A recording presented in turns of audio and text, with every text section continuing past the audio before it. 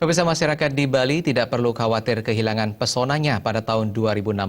Asalkan mampu mempertahankan keamanan dan kenyamanan, banyak hal yang bisa digali dan dijual sebagai destinasi pariwisata. Bali tidak memiliki industri besar seperti daerah lain dan tidak memiliki pertambangan yang membawa pendapatan bagi daerah. Meski demikian, masyarakat Bali haruslah bangga karena Bali masih memiliki daya tarik pariwisata yang mendunia.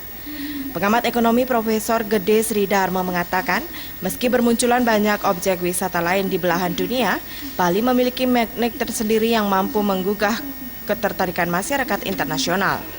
Hanya saja, seluruh lapisan masyarakat harus menyadari, Bali memiliki sumber daya lain yang perlu digali dan dikembangkan sebagai pendamping dan pelengkap industri pariwisata.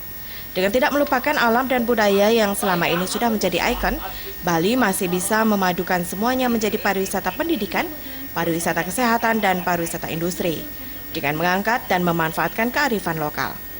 Dengan kemasan yang baik dan reputasi Bali sebagai destinasi pariwisata, tidaklah sulit menciptakan hal baru dalam dunia pariwisata, sehingga tetap bisa meraup penghasilan dan meningkatkan pendapatan asli daerah PAD. Mesti harus seluruh masyarakat ini menyadari bahwa Bali punya sumber-sumber lain. Asalkan pemerintah atau kita semua ikut serta membantu mewujudkan itu. Sektor-sektor pendukung pariwisata sangat banyak. Kita menangnya adalah pariwisata alami dan pariwisata budaya. Bisa mungkin diciptakan pariwisata kesehatan, pariwisata pendidikan, pariwisata industri-industri lain yang bisa mendukung. Karena Bali punya nama yang juga besar.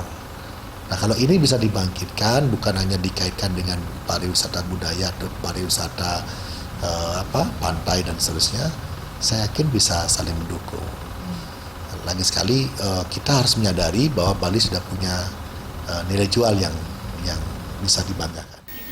Upaya menggali berlimpahnya sumber daya di Bali mencegah kesan monoton dan diharapkan mampu mendongkrak kunjungan wisatawan yang pada tahun 2015 lalu sempat stagnan. Pratnya Paramita dan Yudi, Bali TV.